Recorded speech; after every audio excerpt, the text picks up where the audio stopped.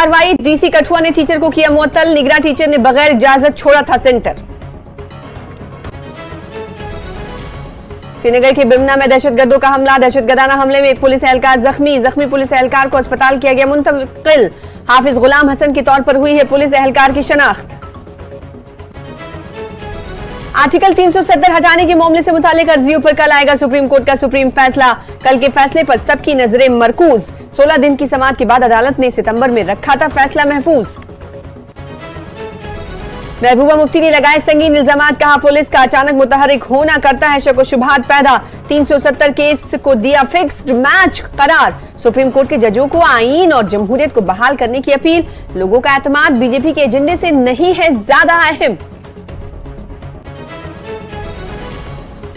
National conference के नायब सदर ने बोला सरकार पर हमला, कहा 370 की मनसूखी ने जम्मू कश्मीर में नहीं लाई कोई तब्दीली।